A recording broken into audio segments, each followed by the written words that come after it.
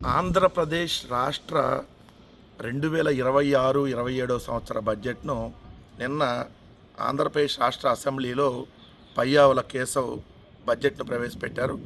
ఈ కూటమి ప్రభుత్వం వచ్చిన తర్వాత ఇది మూడవ బడ్జెట్.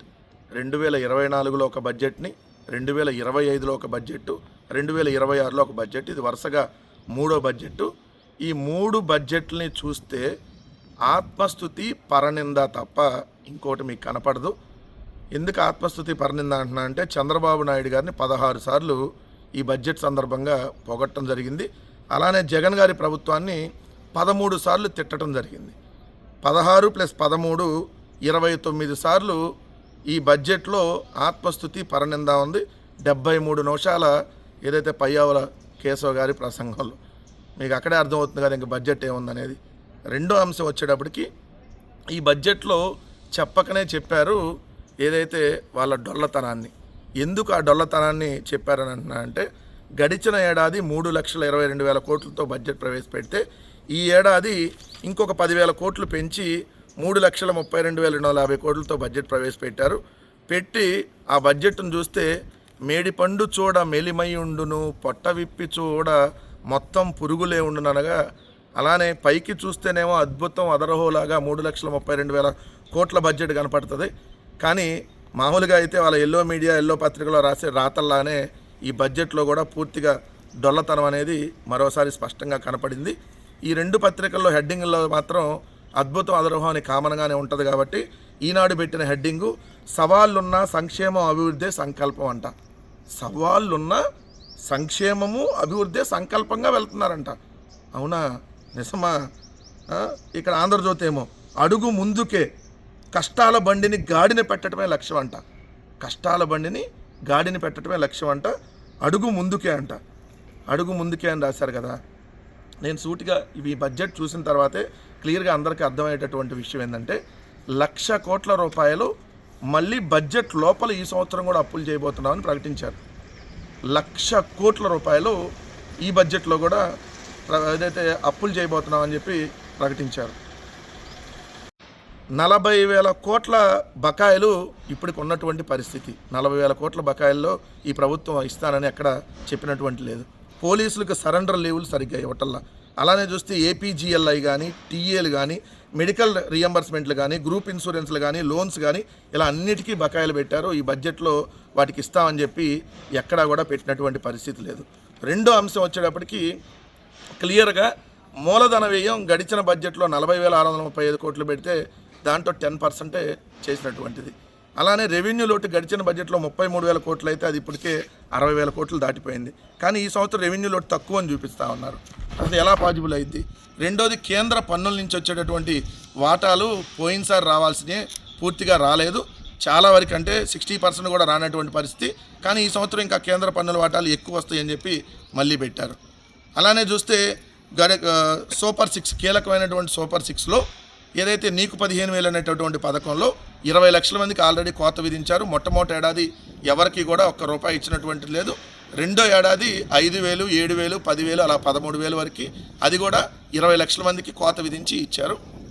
మూడో ఏడాది కూడా 20 లక్షల మంది కోత అలానే ఉంది.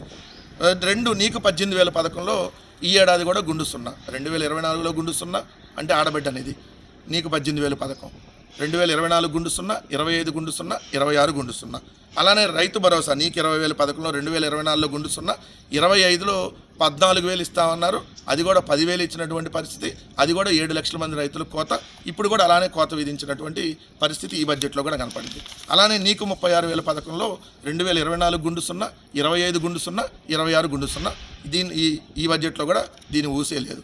దాదాపు 20 లక్షల మందికి పైగా నిరుద్యోగులు ఉన్నారు. సో నెంబర్ 5 3 ఉచిత గ్యాస్ సిలిండర్లు 1,55,00,000 గ్యాస్ కనెక్షన్లు ఉంటే వీళ్ళు ఇక 55 లక్షల మందికి తీసేశారు. సో తీసేసి 2024లో అయితే ఒక సిలిండర్ ఇచ్చారు. 2025లో కూడా ఇప్పుడు ఎన్ని ఇచ్చారనేది గ్యారెంటీ లేదు. 2026లో కూడా అదే పరిస్థితి కనపడతా ఉంది.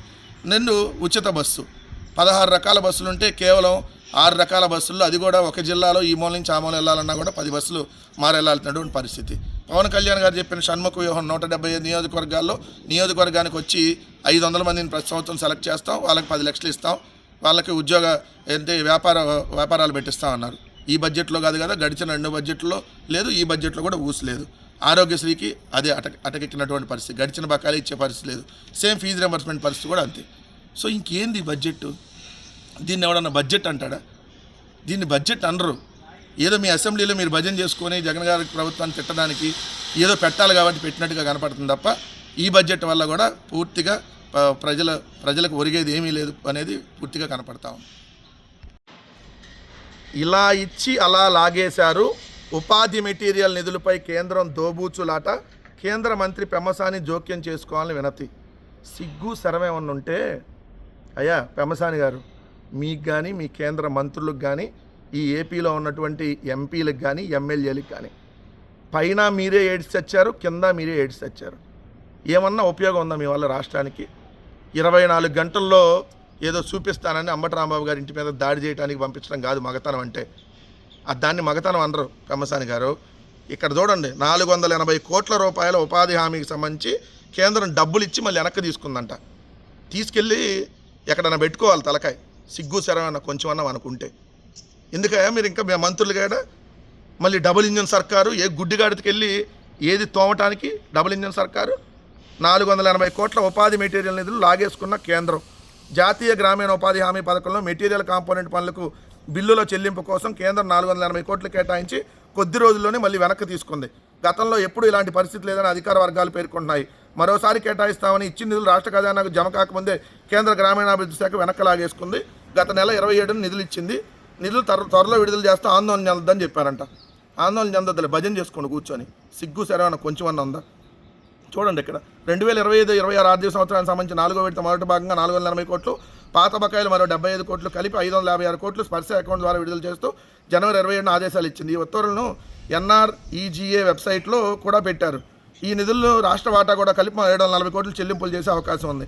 కానీ దాన్ని వెనక్కి తీసేసుకున్నారు. అలానే 2000 కోట్ల వరకు బిల్లులు చెల్లించాల్సి ఉన్నప్పటికీ కేంద్ర అధికారులు రాష్ట్రంపై చిన్న చూపు చూపిస్తున్నారని పలువురు ఆవేదన వ్యక్తం చేస్తున్నారు.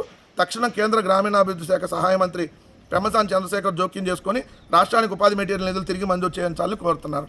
ఇట్లా ఉంది పరిస్థితి రాష్ట్రంలో. కేంద్రం డబ్బులు ఇచ్చి కూడా వెనక్కి తీసుకుందంట. ఇప్పుడు వెళ్ళి భజన కొట్టండి, జై మోడీ అని కేకలేస్తా అయ్యా డబుల్ ఇంజన్ సర్కారు. ఇప్పుడు వెళ్ళి అక్కడ పార్లమెంట్ ముందు ఇట్లా తప్పెట్లు కొట్టి కెవ్వు కేక అని చెప్పి అరవండి. సిగ్గు లేదు. ఎంతమంది ఎంపీలు ఉన్నారు, దేనికయ్యా మీరు డబ్బులు ఇచ్చి వాళ్ళు మళ్ళీ వెనక్కి తీసుకుంటే ఏ గుడ్డిగాడికి ఏం దోవుతున్నారు? పళ్ళు కాక ఇంకేమైనా దోవుతా కూర్చున్నారా? సిగ్గుండాలి. ఇట్లా ఉందండి ఈ ప్రభుత్వ పరిస్థితి.